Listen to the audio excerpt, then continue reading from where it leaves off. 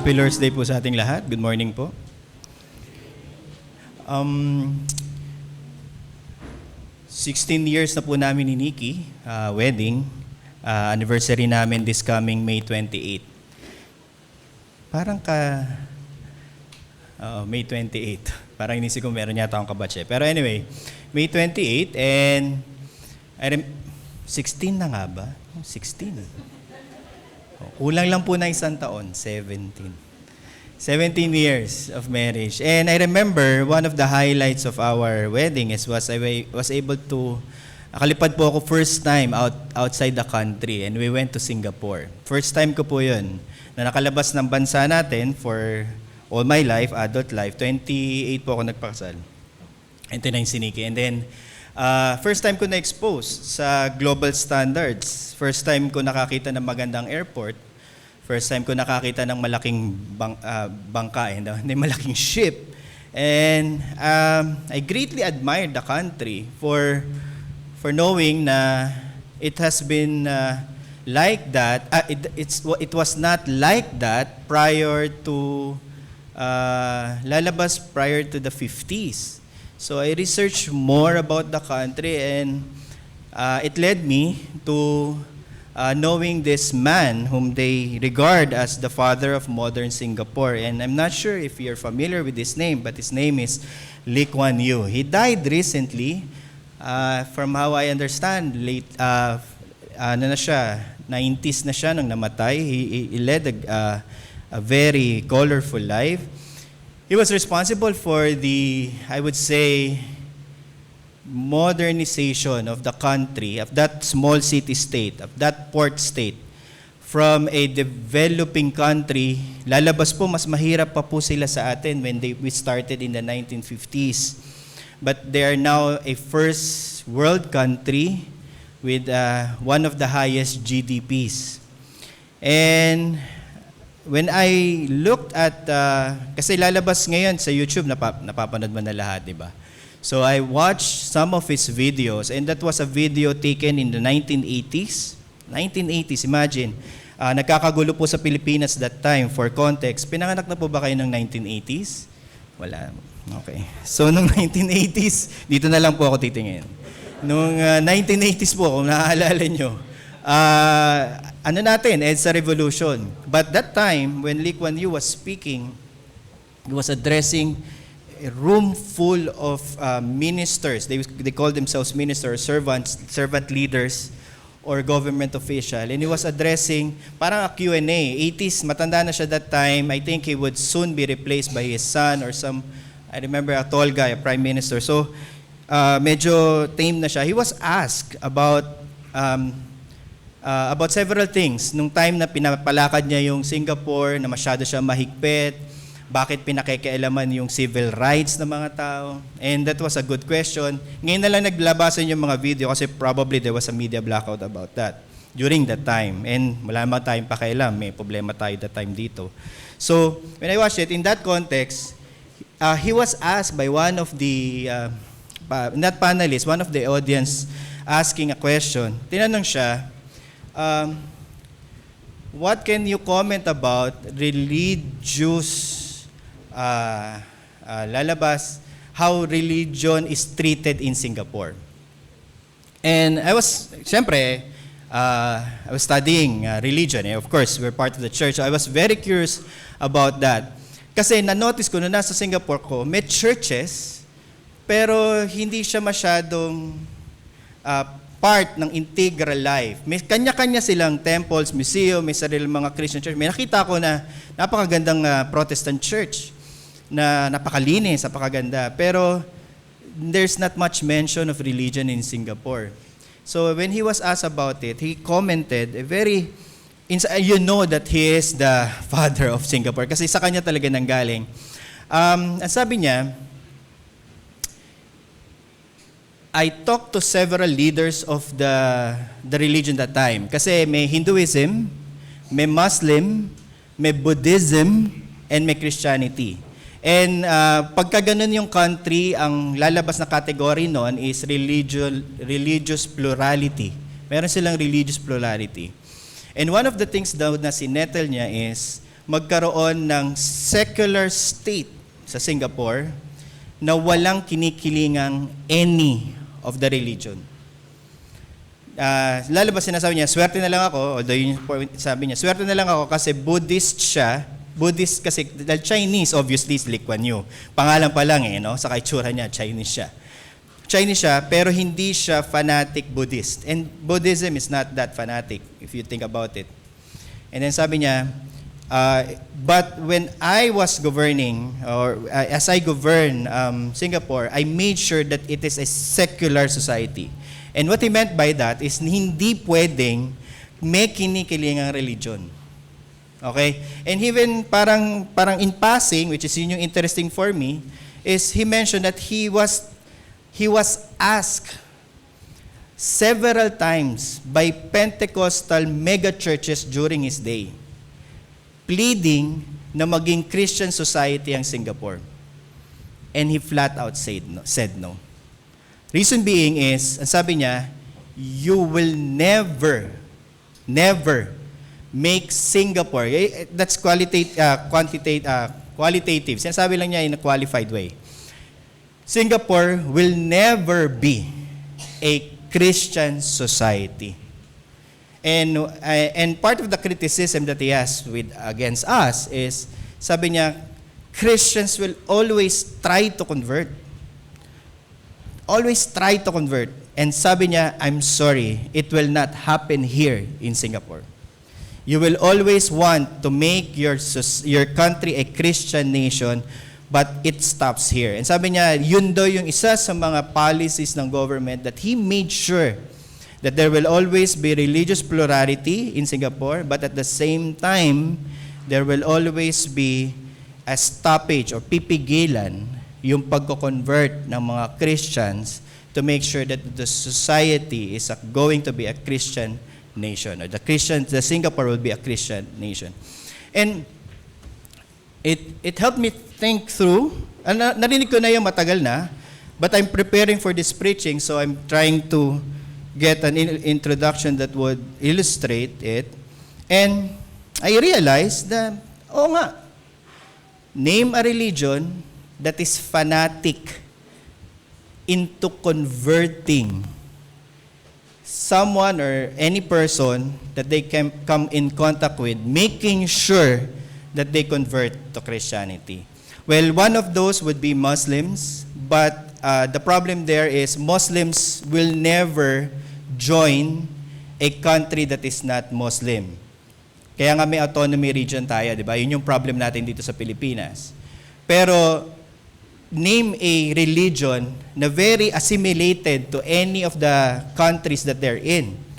And soon enough, you will know that Christians will not stop converting other religion to their religion.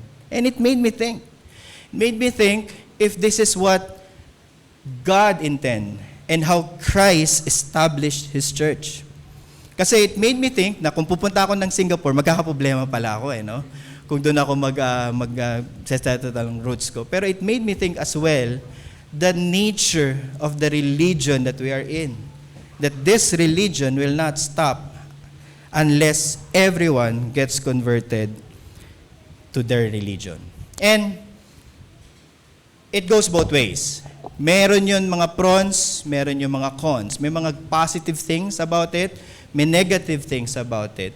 But I think, ang kailangan natin magawa is, tingnan natin, ano bang sinasabi ng salita ng Diyos tungkol dito?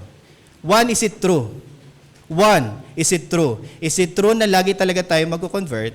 And two, which is more important, kasi meron tayong idea, may sarili-sarili tayong idea of what means to be converted I'm sure you have your own, and you have your own definition. Kung hindi nyo man paalam, consciously, ginagawa nyo na yan. Ano ba ang ibig sabihin na kino-convert natin yung isang tao? Ano ba ang ibig sabihin na pinapa-convert natin siya to Christianity? And I'm sure you have your own definitions. But sooner than later, all our definitions must be set aside. Do you agree? Do you agree that all our definitions must be set aside with what? With how God, in His Word, tells us what conversion should be, And at that same time, what Christ has started, making sure that the kingdom of God is a church that converts. So I think that is rich knowing, and I think learning Matthew 13 gives us a good view of all these things. We have been talking about the parables. I'm not sure if most of you have were here when I started the series, pero malayo-layo na po, nangalahati na po tayo. Meron pong 7 parables sa Matthew 13, and we're halfway through. And every parable na pinag-aralan natin and tinignan natin has a kind of description of what it means when we say the kingdom of heaven here on earth. And the first one was the parable of sower. If you remember, the parable of the sower teaches us that the church here on earth, tama ba?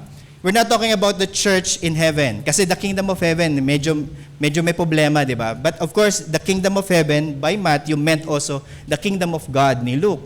So, when we are thinking, okay, parable of the sower, what does it tells us about the nature of church? Well, it tells us specifically that the church is composed of regenerate, elect believers. That the kingdom of God here on earth will always be invisible to the eyes of many because regeneration is something that cannot be seen. Hindi po nakikita ang regeneration. And I always joke about it, pag may nakita po kayong regeneration, may malapit pong mental hospital sa Mandaluyong. Kasi it was not meant for you to see. Regeneration, by its nature, definition, is not something that anyone can see. It's the invisible work of the Holy Spirit changing the hearts of men. So the parable of the sower teaches that 1 out of the 4 seeds, tama ba? 1 out of the 4 seeds lang ang merong good soil. And that is ordained, that is appointed. Who cultivated the soil or the hearts of men? Ang sagot po ay, none other than God Himself. So, regenerate elect believer, and that is the parable of the sower. But as we move forward, we went to the parable of the wheat and tares. And what does the parable of the wheat and tares teach us? Well, simply, it teaches us that while the church is invisible, composed of regenerate elect believers, tama ba? At the same time, in a different sense, okay? It is also visible. It means that it will never be a perfect visible church. And when I was a young pastor, I'm very masigasig, masyado akong idealistic. So I always have this understanding na ang visible church will always be perfect. But I've grown old now, matanda-tanda na po ako, may 3 na po akong anak, high school na po yung isa. And what I've learned by experience is walang perfect church. And I think you know that there are no perfect church, but sometimes what we know does not help us kasi we tend to move with something that is actually naive, di ba? Hindi yung, alam natin dapat yon. So the wheat and the tares means that there will always be hypocrites inside the visible church. There will never be a time that the visible church, be it yung universal church, the church at large, and be it yung local church where we all belong, will be composed only of regenerate elect believers. Because it will be, at some point in time between the first coming and the second coming of Christ, will always be having hypocrites in it. So what does it mean for us? It means that in the visible church, we have to be patient. Okay? Patient with everyone. And that's what I learned. Kasi pag bata ka, mapusok ka Pag tumatanda ka na, natututo ka na mag-slow down, think through things, and tingnan mo from a perspective na hindi lahat kayang baguhin. Tama ba? Na hindi lahat mababago. Okay? Naalala ko po itong kung saan tayo nag-church ngayon, kung saan tayo nag-gather, pinuntahan po namin to pandemic. Wala pa pong tao, kasi pandemic noon Chance nga lang po kung ba't kami nandito kasi sabi lang nung nag-offer, oh, by the way, meron pala kaming AV room. Pwede nyo tignan. Tinignan namin, sabi, oh, maganda. Pwede. Diba? So, yun yung mga bagay na hindi mo ina-expect, pero yung mga bagay na hindi mo kayang baguhin. Tama ba? Yun yung mga bagay na dumadating. And at the same time, may mga bagay na alam natin na kahit anong gawin natin, okay, hindi mawawala ng hypocrite sa loob ng church. Okay? Okay. And that's a valuable lesson. Why? Because we have to continually be patient and continually preach the gospel to all, regardless. Regardless. And I know that's very, very dark ba o very pessimistic. I'm not sure pero that's where it hits you Reality kasi hits you. And that's where I think it goes to sa second part is, which I think helps us more, is when Christ then had to explain, finally had to explain, that while the church is visible, while the church will be composed of hypocrites, while the church will be imperfect in its movements, he then taught us the parable of the seed, the mustard seed, and the leavened bread.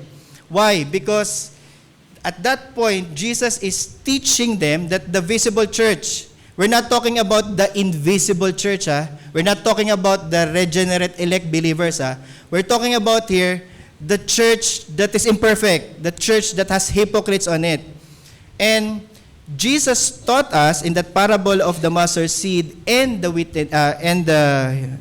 leavened bread is that even though the church would appear weak, would appear small, would appear na para ba siyang disordered, na would appear na para bang walang nangyayari. Okay? Ang sinasabi ni Jesus, huwag kang mag-alala, sinasabi niya sa mga disipulo niya, it's like a leaven in a bread. It's like a small mustard seed that will grow to a big mustard tree. Don't worry. Silent yung work, It works at the background, but surely at the end, it will be surprisingly glorious to everyone. And even though pag tinignan ko po kayo, pag tinignan niyo po ako, things appear to be weak and powerless.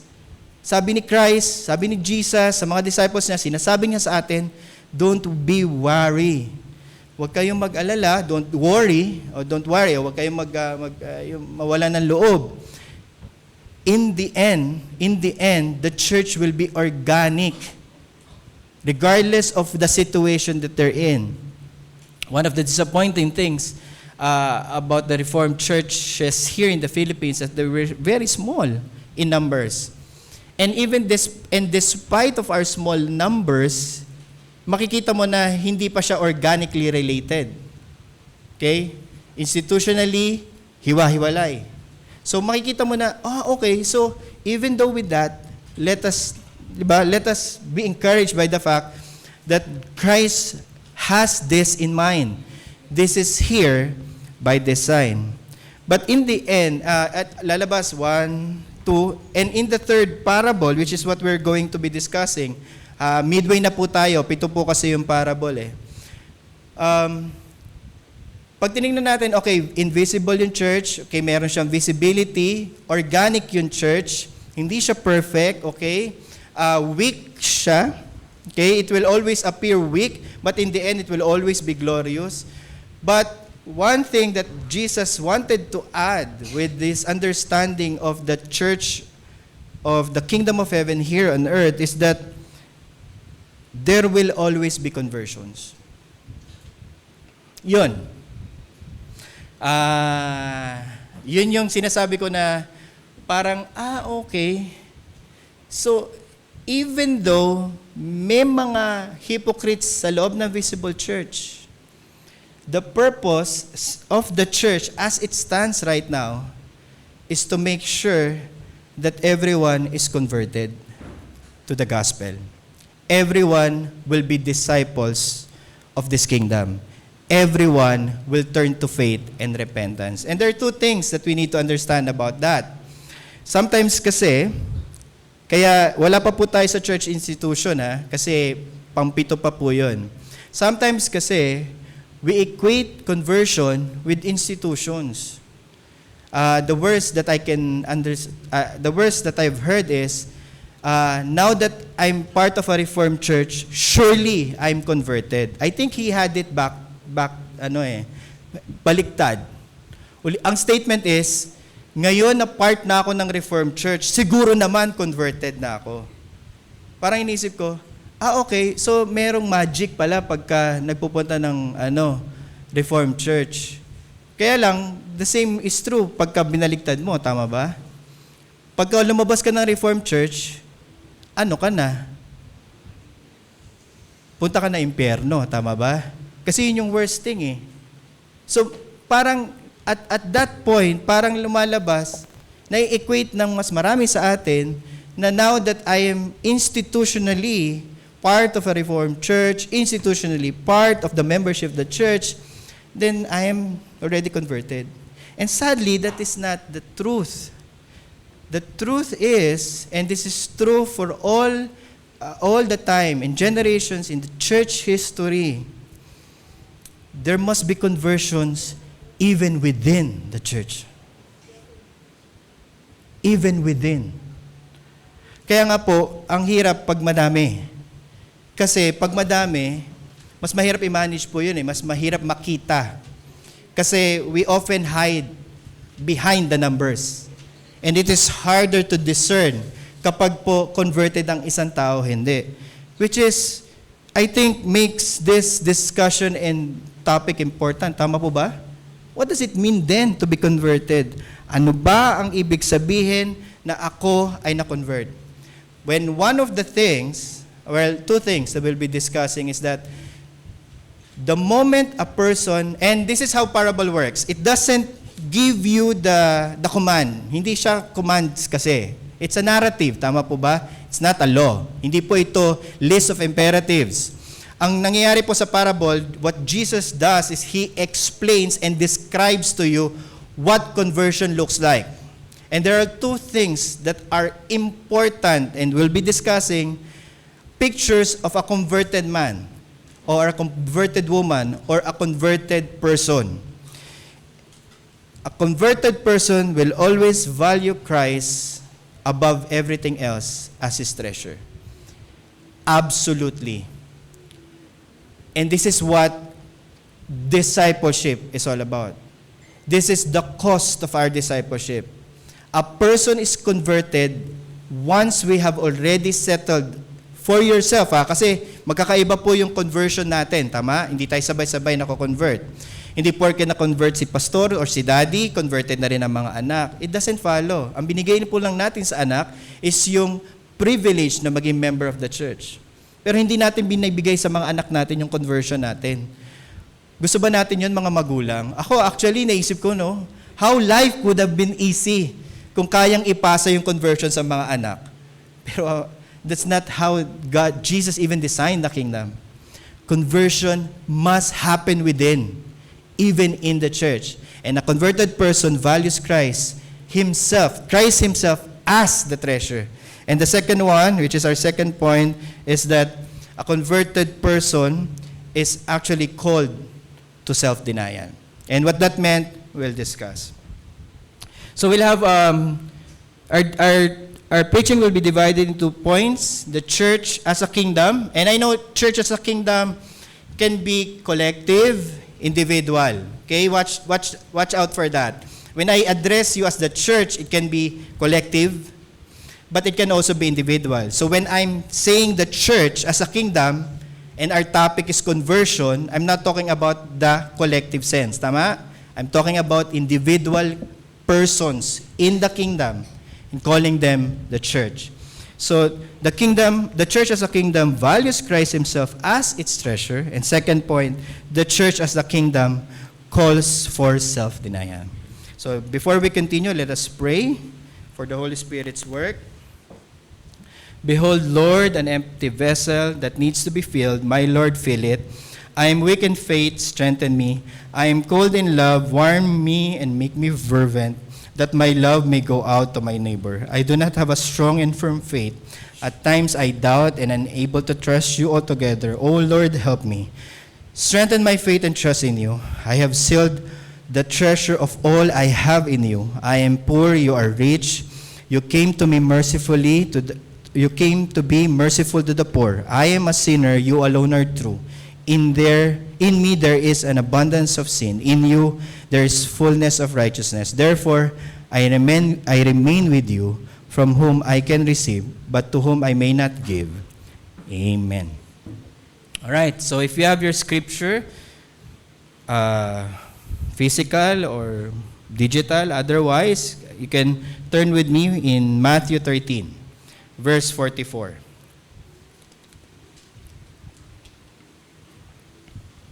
So, I think there are parables that are hard to interpret, but this one, it's not hard to interpret, but it's difficult to apply. And that's harder, I think. It takes a lot of persuasion, and I think it takes a lot of discipline to be able to convey the meaning. Pero the meaning itself is straightforward. The man who found the treasure in the field represents the believer who first heard the gospel preached here on earth and embraced its message. Now, that's it. The man is a believer. Now, never, again, that's why I'm very particular, the person is not unregenerate. The person is not a hypocrite. The man who found the treasure, you have to assume, to make sense of everything, that the person is a believer. Now, we know Jesus pointed this out in the previous parable wherein he said that a believer will have a regenerate heart. And consequently, anyone with a regenerate heart will always be converted to faith and repentance.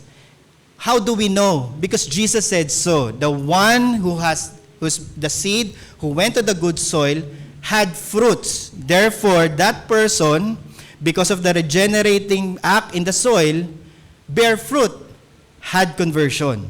That's clear enough. Now, both parables that we are discussing here, okay, together describes two different men, but regardless, again, assume that they're believers. The other man naman was a man of a merchant trying to find a treasure, and when he found it, he found a pearl of great price. Now, the first man found his treasure in a field by providence. So, mababasa natin yan sa verse 44. Wala nang enough context doon eh. Siya ba ay professional treasure hunter? We don't know. Actually, weird din na naghahanap siya ng treasure. So, pwedeng ang nangyari doon, hindi talaga siya naghahanap ng treasure. Okay? He is simply a man who digs things, and when he dug something and saw a treasure, that's where we are at in this story. Okay? However, that's the first man. The second man is not there by providence. The other man is a jeweler by trade. And there is a contrast to it. It was supposed to be taken as a pair. Hindi siya pwedeng i-preach on one lang. Kailangan magkasama yung parable na yon. Now, yung taong pangalawa is a jeweler by trade, found his treasure when he was actively seeking fine pearls. So, he's a jeweler by trade, and he keeps on seeking and buying pearls. So, yung isa, pwedeng natsambahan niya, or natsansapan niya, or naprovidensan niya. Pero yung isa kasi, skilled siya. He knows what he's looking at. So, he knows what he's doing. However, from either way, from both, let's say, kind of men, okay, even though, regardless of whether it's by providence or by training or by trade, they found in their respective treasures one thing that is common to them. And what is the common thing? So, pag nag-analyze po tayo ng scripture exegetically, we have to think in comparison and contrast. Parehas man, pero magkaiba ng dahilan kung ba't sila naka-found ng treasure. Pero meron silang something in common. So, comparison and contrast, ano yung common? Ano yung comparison? Well, there is something in common on both men, which is they both gave up everything. So yun yung emphasis. Kaya medyo maikli yung parable, and it was intended to be so. Pero the point is clear kapag pinagsama mo.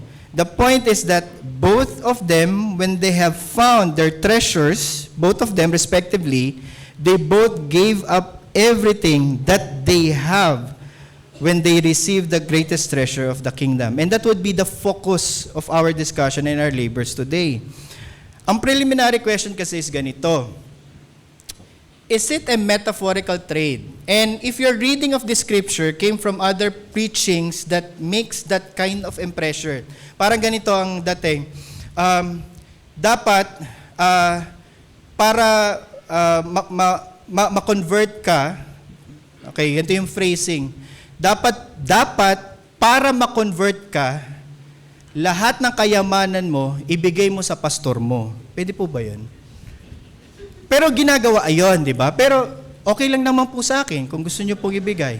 Pero di ba, it sounded absurd, pero if you're keen on trying to listen to most of the preaching that comes out from this parable, ganun po yung effect.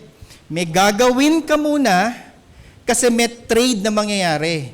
Kailangan mong pagpaguran, kailangan mong pagbayaran, kailangan mong palitan yung treasure. Actually, ang mas naririnig ko for this is yung guilt trip involvement sa ministry. Kasi lumaki po ako sa church eh. So, laki po ako since I was born in the church eh. So, pastor po ang tatay ko. Ang pinakauso po sa amin is yung i-guilt trip ka sa paglilingkod. Paano po yon? Ang gagawin po is sasabihin sa'yo, grabe, blessed na blessed ka naman ah. Ang mga magulang mo, Christian, hindi ka man lang nakikita sa Sunday school. Kita niyo po yung grabe, ito yung pribilehiyo mo, dapat pagbayaran mo. Dapat masipag ka. So yung ganong klaseng logic is embedded to most of the preaching when we hear. So yun ang tanong, is this treasure, is ini-invite tayo na palitan natin? Kasi parang ganon yung dating eh. Kailangan ba natin pagpaguran? Kailangan ba natin paghirapan? Kailangan ba nating suklian? And alam nyo po, bilang Pilipino, mahilig po tayo sa suklian. Ang tawag po doon, utang na loob. Tama po ba? Hanggang ngayon, may pinagbabayaran pa po akong utang na loob eh. Hindi po nawawala ang utang na loob. Tama po ba? Ang nagpaaral po sa akin ay ang aking panganay na kapatid, si Ate Grace, yung nakasalamin. Pareha sila. Yung nakasalamin. May panganay pong babae, nakasalamin. Siya po nagpaaral sa akin sa college. And alam nyo naman po na pag ikaw ay pinag-aral, anong utang na loob mo? Wala lang? Wow okay kayo ah. Sa inyo na lang ako makikipagkamag-anak. Pwede pala yun. Hindi. Either pag-aaralin mo yung mas nakababata, di ba? Ikaw magbabayad ng tuition nila, o papalitan mo. Ako, binayaran ko po si ate. So, ganun po ang nangyari. So, kasi may utang na loob. Hindi pwedeng wala. Kahit magkapatid kayo. Kahit magkapatid o magkaibigan, may utang na loob sa pamilya. Okay, so ganun po ba yung sinasabi dito? Okay? Is this telling us a metaphorical trade, implying a merit for exchange? An isolated reading of the text would actually makes us think that is the point of the parable. However, that's the reason why we don't have Matthew 13, 44 to 46 only in our canons of Scripture. Tama po ba? What we have is the fullness of the whole Scripture, 66 books in the canon, 639 in the Old and 27 in the New. And if we examine the parts among the whole, what would we discover? Okay. What would we discover is that in the broader context of Jesus' own ministry, this is not a metaphorical trade. So the correct answer is no. We are not being asked to give up everything that we have para mapalitan natin yung ginagawa sa atin ni Jesus. Sasabihin sa amin pagkamahal na araw, alam nyo, si Jesus, pinako po, dito, okay? Dumugo. Ikaw ba, nagawa mo yun? O, maglinis ka muna ng kwarto mo ngayon. Ganun. Ganun po kasi, guilt trip po talaga eh. So, ganun po ang nangyayari. Pero yung ba, lalabas po hindi. Because they have not understood what Jesus meant when He said that the parable of the great treasure is about, it's not about that. Now, let's go back. Verse 44. Verse 44 recounts a story of a man who discovers a hidden treasure in the field. Tama po ba? Ang point dito is hindi yung natagpuan nila yung field. Kasi natagpuan nila yon, and then it has actually only a consequence yung ginawa nilang pagbibigay ng lahat ng meron sila. Okay, let's try to focus on that. So, his response is profound. What is the response? He sold everything that he owns to acquire the treasure. Now, the act of buying the land is merely a consequence of the desire to possess the invaluable treasure. Wala namang maibabayad. Kasi yung treasure, invaluable. Walang pwedeng ipalit. Natalis ang sinasabi niyo po sa akin, yung gagawin ni Jesus o ginawa sa atin ni Jesus ay kayang suklian, di suklian niyo po. Magkatoliko po kayo, Romano. Kasi pwedeng suklian eh. Sa protestanteng pananampalataya po, wala. Never. Hindi kaya kasi masyadong valuable yung treasure na yun. And the treasure na yun is straightforward. Looking at it in a fuller perspective of theology, the treasure is the atoning work of Christ, the infinite value of His blood. And that's what we know. That the value of the blood is infinite. No one and nobody can actually make a metaphorical trade to match that treasure. Okay? So the point there is not that we can match it. The point is, what are you willing to trade everything for? So the key point here is not that we must pay for the kingdom's treasure. Because if that's what you think, then you had it wrong.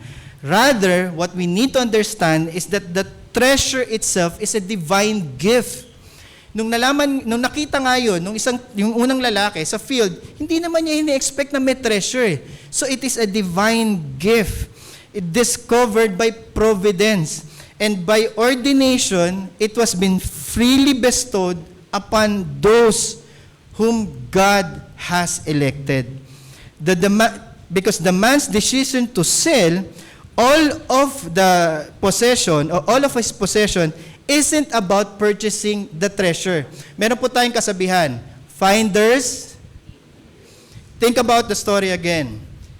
Does it appear natural to you na nung nakita niya na yung treasure, inano niya pa ulit, ang tawag doon, tinakpan niya pa ulit. And then binenta niya lahat para bilhin yung field. Again, hindi po to, it's not a puzzle to solve.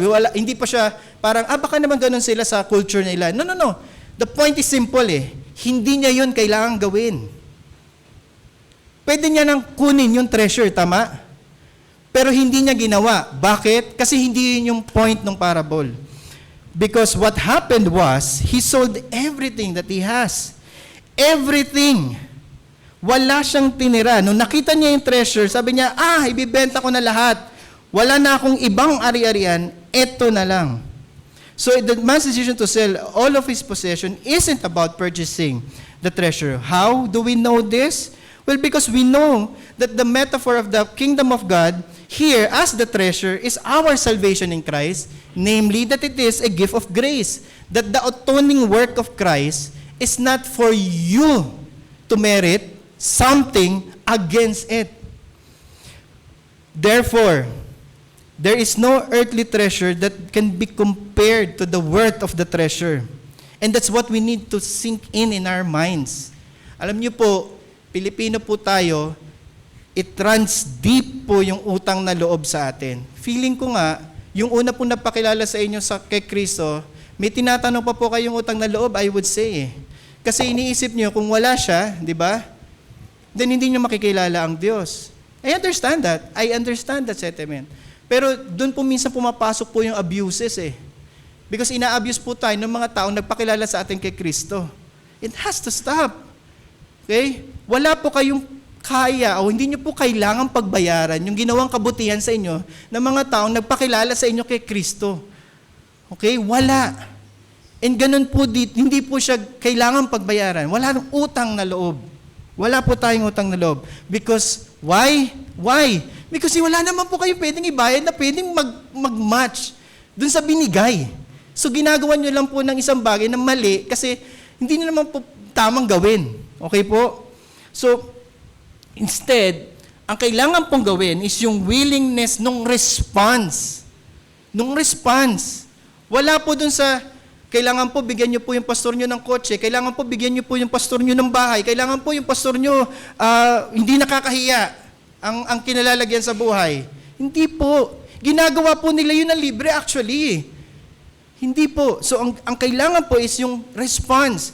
Ano ba yung demonstration ng depth, ng commitment ng tao to surrender everything that they have? And that's the point of conversion. A person who saw o seizes ang isang taong makakakita kung gaano ka-valuable yung kaligtasan na tinanggap nila, it will never be a question for them to say that they would have to surrender everything because it was never a sacrifice at all. The same actually is the issue in the second parable. Alam ko may pagkakaiba po yung una sa isa kasi yung isa providential. Okay, let's go to the second one. Here we have a merchant, a jeweler by trade. He is actually seeking out valuable pearls. It's his trade. Ibig sabihin, kumikita siya ng kabuhayan niya kapag nakakita siya ng valuable pearl. Pero hindi yun yung point ng parable. Lumalabas, it is his passion in life. Ibig sabihin, ang reason for being niya is makita niya yung pinaka-pearl of great price. Meaning, hindi kayang pagbayaran. Pearl of great price nga eh. Hindi kayang palitan. At kapag nakita niya yon, doon matatapos yung kanyang purpose. So, unlike the man naman who stumbled the treasure in the field, this man was intentional in his pursuit. We can notice that he is very expert in recognizing the worth. Alam niya pag pinag-compare. Okay? And when he found actually the great pearl that he was looking for, he did not merely stumble upon it. He was actually intentionally seeking it. And when he sought it with purpose and determination. And the merchant's action revealed his understanding of the pearl's value. And this is where the point of it. Kaya kailangan yung merchant doon sa story eh. No one will give up everything they have unless they understand the worth of the treasure that they have received. That's it. And that's the problem between cost and value. Cost and value. Magkakaiba-iba po tayo ng vinavalue sa mundo. Tama po ba? And pag sinabi nyo pare-parehas po, then hindi nyo po naiintindihan yung variedness ng creation ng Diyos sa ating mga buhay. Magkakaiba po tayo. And for some, what caused them to be a Christian may not be as valuable to others. May not be as valuable to others. Kasi may mga lumaki po dito sa church, merong mga hindi nila ina-expect na magiging Christian sila, may variedness po yung background. Pero regardless of whatever cost, yung value po kasi, value system po natin na nagkakaiba-iba. Pero not with this merchant. We can trust this merchant. This merchant knows the value of a great pearl. And then when he saw that there is such a thing, that the pearl of great value, of incomparable value, anong ginawa niya? He sold all of the pearls that he has previously possessed. Imagine niyo yun. He knows by comparison. 1, 2, 3, 4, 5. Ano-ano man yung pearls na nakita niya. Pag kinumpare dito, taob lahat. Bakit niya binenta? Kailangan ba niyang ibenta? Yun ang susunod na tanong. One of the things na kailangan niyo malaman sa trade ng high value, most of the time, it is valued very, very low. Sa trading, nagtitrade po ba kayo? Nagtitrade po ba kayo ng cards? Hindi, no? Pokemon? Alam niyo yung Pokemon? Hindi. Text. Nagtitext po kayo? Text. Di ba? Pag nagte-text, cheap yung mga text namin dati kasi malilit lang po yun. Pero nag-upgrade na po yun sa mga malalaking cards. And I just recently found out with Nate. Nate po, sabi niya, si Nate. Is that me, Nate? Okay, yes, that's you. Nate kasi has this parang booklet wherein pupunta kami minsan sa Toy Kingdom. Toy Kingdom ba yun? Hindi. Basta, kulay yellow. Pupunta kami sa isang toy store. Toy Kingdom siguro nga. Or something. Toys R Us. So pupunta kami Toys R Us. Bibili siya ng mga packet. Mga packet na lalabas, parang it's composed of 5 cards in the packet na hindi mo alam kung ano nasa loob, tama? So, once in a while, pupunta kami, bibili siya ng 2 packet and everything. Minsan, pupunta siya sa akin, Dad, you know this one? You know this one? Ako naman, I don't know that one. I don't know. What is that? No, this one costs $2,000. Wow! 2,000. Basta parang lalabas $20, ganun. How did you know that it costs much? Well, you go to the internet, you will search pala based on the rarity of the card or whatever. Wala naman ako alam doon. Pero sinasabi niya, mahal yung card na yon. And he would know, tama ba? He would know the value of the card. And most of the time, the value of the card comes up and down depende on, again, the rarity, the condition of the card. And again, it's like being in a whole new world pag andun po ako. I don't understand the value. That's why I don't understand the cost. Tama? But this merchant knows the value.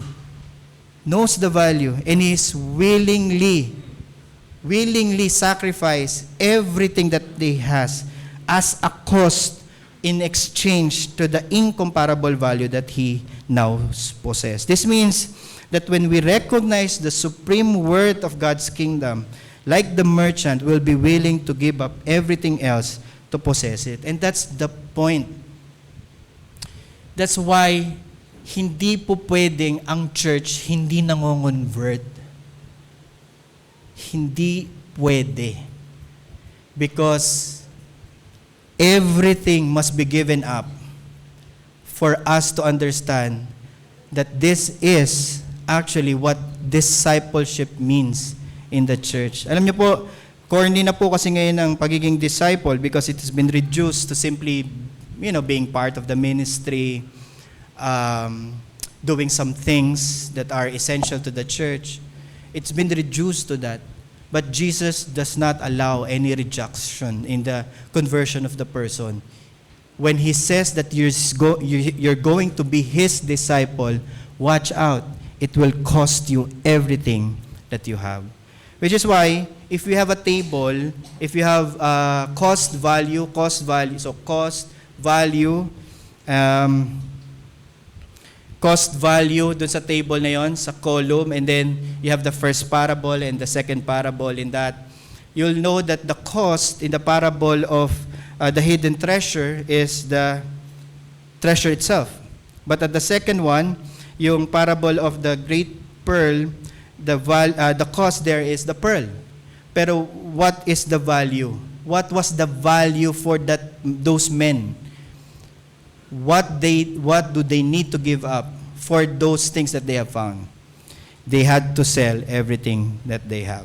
So going back, both parables emphasizes that conversion is about willingness to give up everything for the treasure they have found and received. Yung giving up everything for the kingdom is a response which contains a kind of a poetical hyperbole. Kasi pag inisip nyo, bakit kailangan ganun exaggerated yung response? Because to make that point, Jesus is a good storyteller. It makes us remember, and now we have remembered. Hyperbole po yun, yung exaggerated. He has to give up everything. So it is part of the parable. It's part of the story. Now, in another occasion, and this is where we can confirm this, Jesus said, and this is a good verse, one of the verse, and I would say my favorite verse. It says, Matthew 16:25, "For whosoever would save his life will lose it. But whoever loses his life for my sake will actually find it." Ulitin ko po, "For whoever would save his life would lose it. Whoever loses his life for my sake will find it." Now, it seems paradoxical, tama ba? It seems parang magkasalungat. Because it appears na magkasalungat. Pero sa believer, kaya po yan sinasabi ni Jesus para po mag-appeal dun sa regenerate elect believer. Every time these words are being spoken in the pulpit, nagkakaroon po siya ng parang steering value na naiisip mo, yung pala yun ever since. Okay? And the paradox there is that while it appears that you would lose everything. Actually, those who have lost their life have gained everything. Because for a believer who knows the worth of God's kingdom, they will, and this is a description of a person, they will willingly lose their own life for it. It's not accidental, it's not haphazard, but an active, willful choice as a result of sanctification. Just as the man and the merchant identifying valuable treasures and pearls, our lives should revolve around seeking the kingdom, and when they find it, they would joyfully surrender everything. And what are those? Our relations, our possessions, our ambitions, our desires, are abandoned to embrace the treasure that surpasses all others. Because at the end of the day, while the free gift of faith costs us nothing in one sense, let me try to consolidate kasi I'll close this point. Since Christ's atoning work paid them all for us, but it simultaneously demands. Ulitin ko po, free po yung atoning work.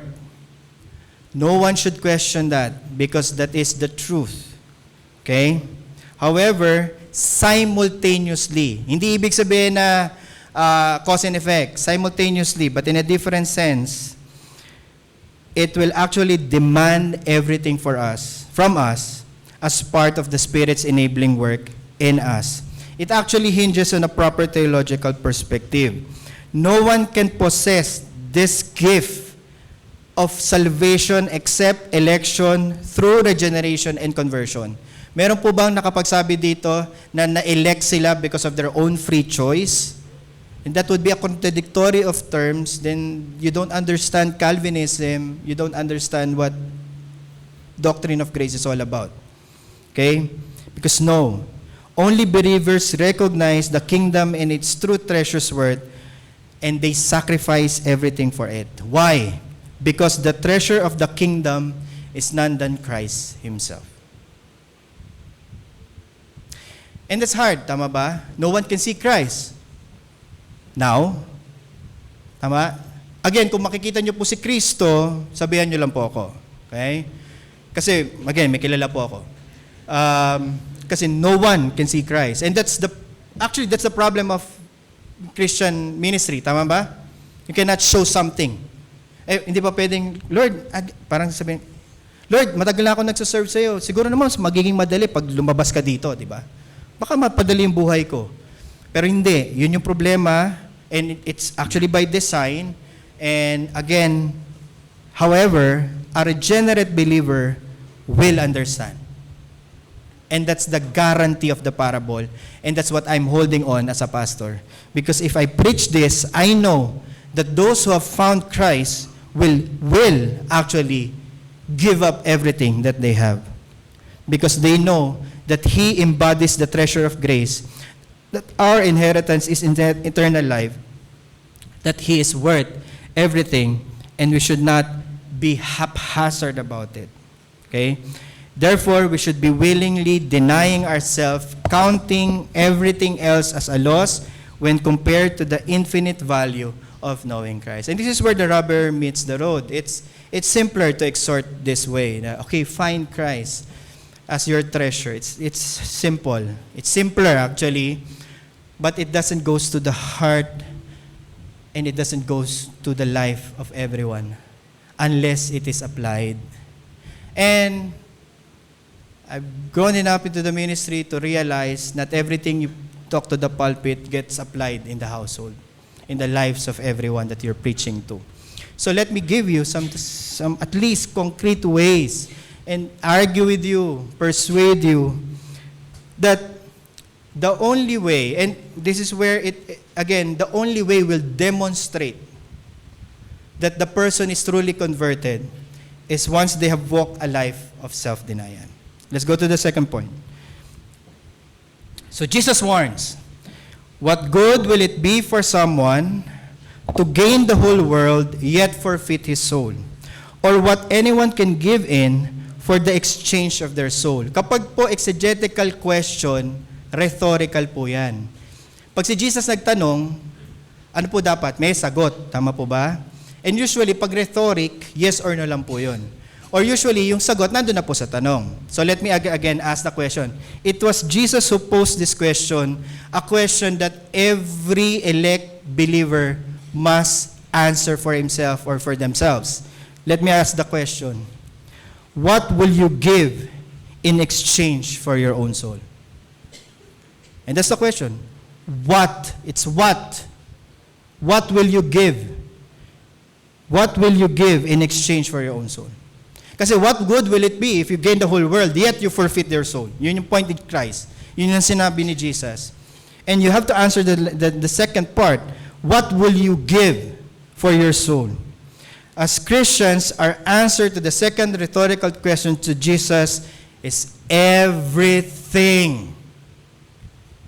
Unless we are prepared to answer that, then that questions our conversion. I'm not questioning your conversion. I don't know you enough. But I'm questioning a conversion of a person who cannot answer everything. Because that is the biblical answer to that. But what does it mean to give up everything? Now we have to count the cost. Di ba Jesus said in Luke, you have to count the cost. And that's the problem. Anong problem po ng counting ng cost? Naivete. Alam niyo po, nung ako po'y nabubuhay nung binata ako, gastos lang po ako ng gastos. Akala ko nga po ang credit card, libreng money po yan eh. Hindi mo kailangan bayaran. Kasi ang sabi, minimum lang daw ang kailangan bayaran. Di binayaran ko yung minimum. Yung pala, pag nagbabayad ka pala ng minimum, nag-accumulate lang pala yung utang dahil nagkakaroon lang din pala yung interest ng mga utang na hindi mo binabayaran. And that goes to show, I'm financially illiterate. Tama po ba? O, huwag niyo po ako i-judge. Engineer po ako eh. Wala lang po ako alam sa pera eh. So, nung asawa ko po si Nikki, abay yun po, ang laking tulong for my sanctification. Kasi nalaman ko, hindi libre ang pera, pinaghihirapan po pala yan, at binabayaran po pala dapat lahat ng utang. Okay, so, yun po yung problema. Naivete and ignorance meant na yung bata po tayo, pag kumain po yung mga magulang natin sa mga magagarbong restaurant, di ba? Baba, oh dad, saan tayo kakain ngayon? Uy, mag-Italianis naman tayo, mag-Italianis. Isip ko, hanip naman ng mga taste ng mga batang to. Kailangan Italianis. Hindi ba pwede mag-Jollibee lang tayo? Hindi pwede kasi ang gusto nila, pagsama nila yung mga magulang nila, gagastos sila, pero hindi nila counted yung cost. Tama po ba? Kaya po yung mga nag-a-adulting 101 dyan, no? Huwag po tayong umasa lagi sa mga magulang natin. Matatanda na po kayo. Gumastos naman po kayo ayon sa kinikita ng inyong mga magulang. Tama po ba? Pero yun po yung problema ng maturity. And ganun din po ang problema sa counting the cost. You cannot count something that you do not understand what it means. Tama ba? How can you say that you have given up everything for Christ, not as a merit? Wala na po tayo doon. Tabi na po natin yon. We're not talking about meriting it. We have already explained that. What we're trying to understand now is, then, Pastor, sige, give me some things. Ano ba ibig sabihin na I'll give up everything? Giving up everything means one thing first. You have to understand the cost. Kung hindi ka marunong magbilang, may problema po tayo doon, kapatid. Dahil hindi mo alam, what would it cost you? And a person who doesn't know the cost cannot know the value. Tama po ba? And if you don't know the value, then how can you say you have given up everything? And it all boils down to what we value and how we value them. And here lies the problem. Our value system is not conformed in Scripture. It is conformed by worldly standards. And that's a problem. And that is where the rubber meets the road. That's where sanctification begins. That's the reason why we're going to church. That's the reason why we need to be taught. Alam niyo po minsan, lagi po sinasabi sa akin ni Nikki, kasi lumaki po ako sa Christian household, may mga benefits po yun. Ano po yung mga benefit? Basic Christian values. Ang problema doon, basic sa akin, but it doesn't mean basic sa iba. May mga lumaki po sa hindi Christian ang family eh. Tama po ba? And they do not know any better. And if you're not teaching them Christian values that comes from Scripture, they will not know any better. For some, the cost of following Christ does not match the values he offers. Why? Because they don't know how to count the cost. However, for us believers, we need to count the cost to know the value. Because once we have counted the cost, we'll say to ourselves, it was no sacrifice at all. Yun po yung paradox, tama po ba? Ang hirap po ipaliwanag pero kapag alam mo kasi kung ano yung mga cost na yon, and then alam mo yung value ni Christ, you would say, hindi naman comparable. But I have to go through these things kasi hindi po tayo pare-parehas ng sanctification. Tama po ba? Progress nga So let me list 5. I'll list 5 pero I'll discuss it 1, 2, 3, 4, 5, meaning three items lang. Pero let me list 5. I got this from the World Economic Forum. I searched it out because I wanted to know what does, by standard, this world value. And may survey. So, different ethnicity, different countries. So, pero merong unifying value. Regardless of where country and ethnic background you have, these 5 things are the top 5 valuable things that this world values. Number 1, family. Number 2, relationship. Number 3, financial security. Number 4, belongingness. And number 5, loyalty. Ulitin ko po, family, relationship, parehas po yan. Family kasi yung immediate. Relationship meaning friendship, colleagues, okay? And church. Yes po, kasama po yung church. Ito pong relationship na to is part po, relationship po ito Institutionalized po ito So, kasama tong church. Okay? So, family relationship. Pangatlo is financial security. Actually, nagulat ako. Kasi akala ko, pangalawa ang financial security. Nung nakita ko na family, hindi ako nasipresa. Tama ba? Kasi pag nanood po kayo ng even Hollywood movie, family is being valued. Di ba? Fast and the Furious. Di ba? Anyway.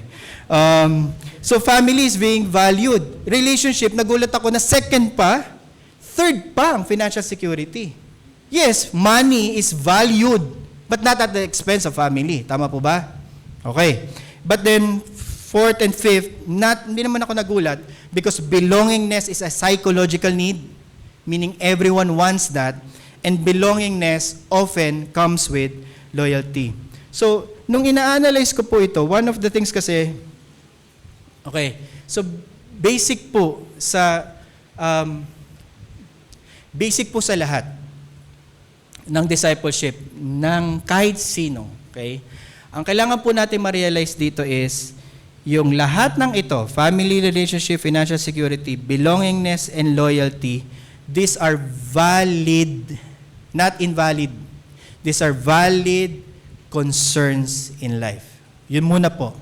These are valid. Okay? These are valid things that we should be concerned about. Family and relationship. Well, what is the fifth command? Honor your parents. Tama po ba? And those are the things that we even teach in the church, that we should recognize authority. We should recognize the authority of our family. Even the relationships, we should always make sure that we have it as our, sabi nga, as part of our moral values. Okay. At the same time, disciples are called to love one another. Tama po ba? O gusto nyo hate one another? Love one another or hate one another? Ano po ba ang sabi? Love. Tama? Ang sabi ng scripture, believers must love one another. But at the same time, we should also be in a nurturing, loving relationship with our elders and office bearers. Tama? So part yun ng relationship. Even Jesus himself have already said that we should always honor our parents. And kahit siya, he honored his own parent. Tama ba? When he was about to leave this earth, binili niya kay John, sino? Si Mama Mary. Hindi, joke lang. Si Mary, it's yung mother niya. Okay? Mother niya. Okay? Si Mary. He made sure na she will be taken care of. However, Jesus also, so yun yung, ganito po siya, kasi hindi to Wala po kasi ditong sagot na yung clear-cut na para bang ang dating is basta i-command lang. That's not maturity. You have to know these things. You have to create a balance for yourself. Okay. So that's affirmed. Affirmed naman. Valid yung concern. However, one thing is also clear with Scripture. Jesus himself said that the kingdom must transcend all relationship bonds. He said that only those who align with God's will can truly be His family. That the Apostle John later wrote to the church that our love for one another must simply be an expansion of our love for God, commanding us to love one another as He loves us. So when this value system are weighed against the kingdom, they must yield to its command. We cannot say we love God and despise His commands or His word. We cannot claim to follow the King, yet we disregard this command. And ultimately, it's a matter of authority. So, Jesus, when He came here on earth, He did not bring peace to relational bonds. Because relational bonds, when taken away from its God or yung kanyang creator, yung tamang place, will be a authoritative bond against God Himself. Ano ibig sabihin? You can be here primarily because sinabihan lang kayo ng mga magulang nyo. Tama po ba? Tama po. Actually, kaya pwede rin ang mangyayari, kaya lang kayo narito kasi dito yung mga kamag-anak nyo. And that's very, very easy. Tama po ba? It's all but natural. Because you always have to follow the authority of your parents. Tama ba? And Jesus affirmed that. The Bible says so. But this is where the rubber meets the road. The moment that your parents is the only reason for you to be a Christian, then you're not a Christian. I'm not telling you to rebel. But I'm telling you hard on. You're not converted unless you understand that you should be converted first. And your conversion has nothing to do with your parents' conversion. The same way goes with the children with their parents. Andito yung mga anak, so yung mga magulang kasama. Tama po ba? Tama po ba? It's not disrespectful. I would rather you have your family here. But let's not assume, because that would be the death of us if we assume that because every one of your family is here, all of them are equally converted. I hope I'm making that clear. Because relationships, family, if it goes against Christ as the final authority, then that is not what discipleship is all about. So each one must be converted. Pastor, akala ko ba yung covenant children kasama? Oo nga, kasama sila sa membership ng church. And we're not talking about here yung institutionalized teaching ng mga elders and yung mga parents sa mga anak nila. Because you have to understand, kahit anong kembot ng mga elder at ng mga magulang sa mga anak nila, kung hindi sila mako-convert, hindi talaga sila mako-convert. But that's what we are praying for, tama po ba? That's what we are laboring for, tama po ba? But never assume na because nandito po lahat, nandito nga lahat, because nandito lahat converted. Financial security. Well, napakadali po nun. Alam nating lahat na financial security. May mayaman po ba dito? Well, buti naman, wala. So, alam natin na kapag po financial security ang pinag-uusapan, alam natin na it's always a warning against loving money, an excessive desire for material wealth. But we know clearly that Jesus exhorted His listeners against serving two masters, God and Mammon. He constantly challenged the wealthy to leave their comfortable status and follow Him as His disciples. Actually, very, very clear sa discipleship sa parable of the kingdom na kapag po mayaman, mas mahirap po makapasok sa kingdom.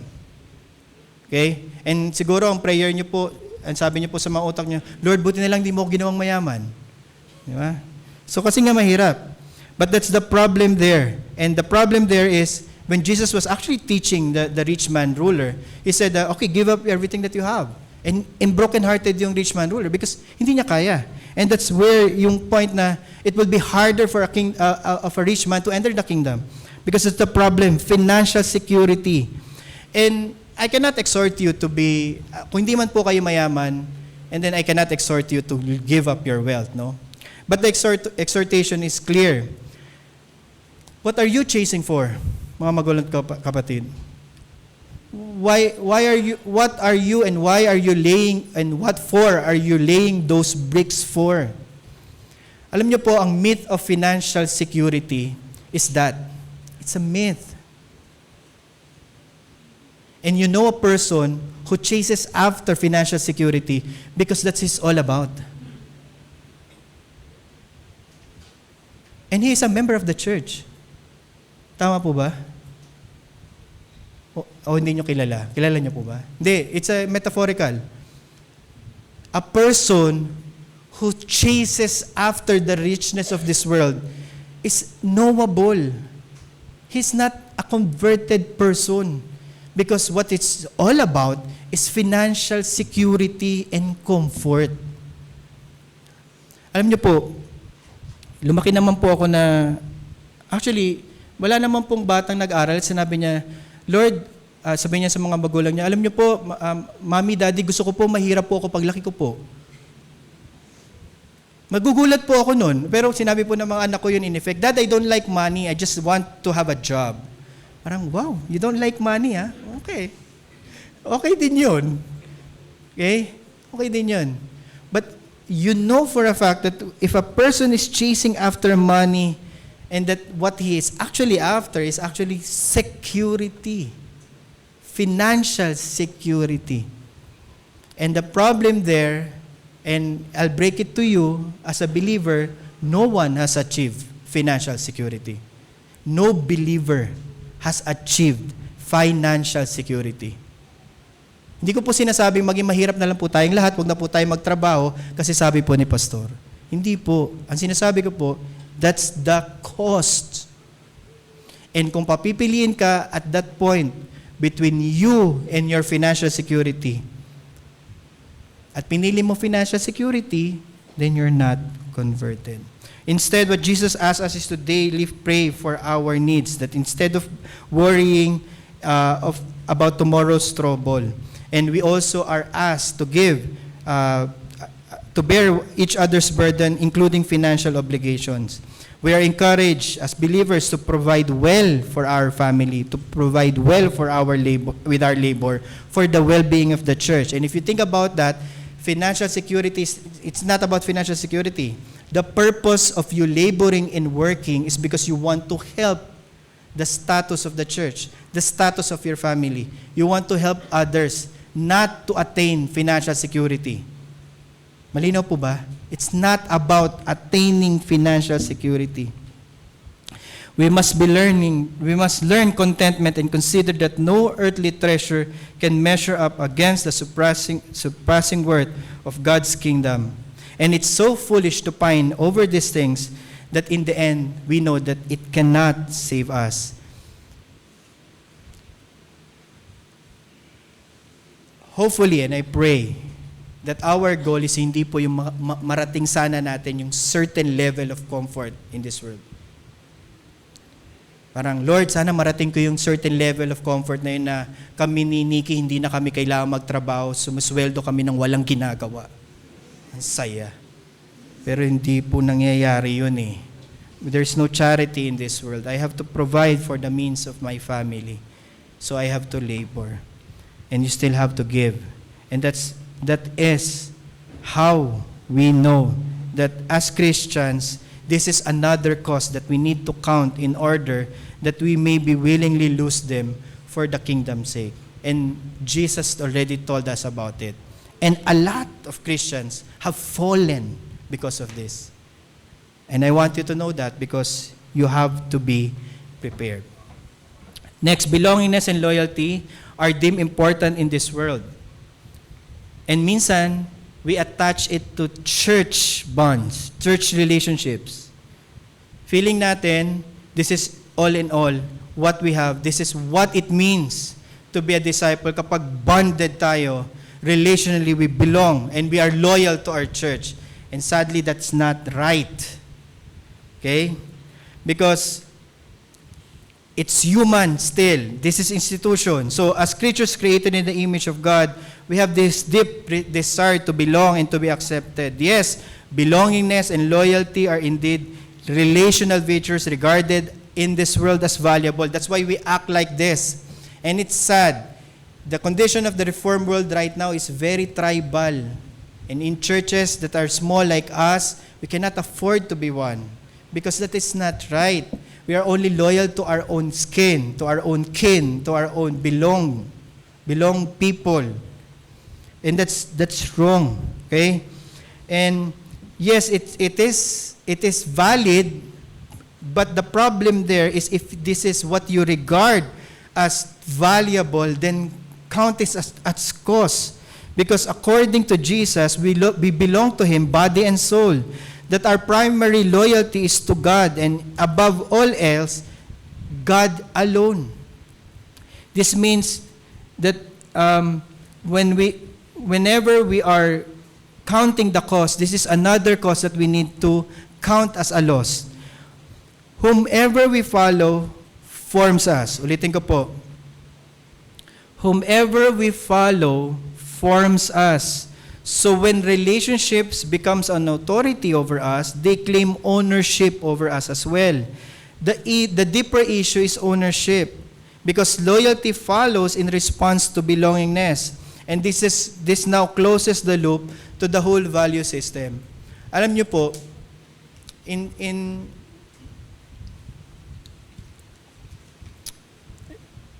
a relational in a highly relational world, which we all belong. We all belong to it. It's the air that we breathe. Okay? Filipinos are highly relational. And the authority that we respect is tied to it. Malapit ako kay pastor, kilala ko si elder.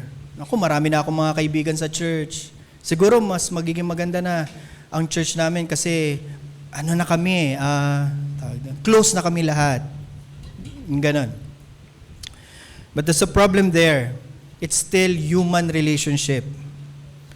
And it demands our loyalty because we feel that we belong to it. However, we have to understand all our natural inclination, despite of being created in the image of God, will remain fallen. That even though human relationships and belongingness and loyalty are to be desired, we wrongly value them because we always place them above God, making them a cost to us. Why? Because it's actually in the end false worship. Ultimately, it is a question of proper worship. In some, our sinful value system issues are misplaced authority, illegitimate ownership, and finally, improper worship. And I think that's the whole point to it. That's why we have the Lord's Day kasi. Why? Because it reorients us. It tells us again who is King, who is the covenant Lord. And He talks to us. He gives us everything that He promises. He commands us. He tells us how we should live. And that is where we know that we belong to Him, both body and soul. And this is what we do every Lord's Day. Because to this end, this is when we can actually now say we are able to deny ourselves, because none of the things that I have said will ever satisfy, because the God whom we know now as our King is the only good that we actually now possess. Then only Him and only God Himself would be the only proper reward and motivation for living life here on earth. And even in a life to come, it is all to God Himself. To treasure God means to worship Him above all, glorifying Him, enjoying Him forever. And again, He alone is the treasure of is our ultimate treasure, our pearl of great price. Unless we see from this perspective of faith, it's actually the caveat of them all. Only a believer will see Christ as his treasure. And only a converted one will give up everything that he has. Because unless we see life from this perspective, we cannot worship God properly. And unless our lives are affected by this reality, we can never see life as it truly is, a life under the sovereign rule of a good, wise, powerful Creator and covenant God, our Lord and Savior. Amen.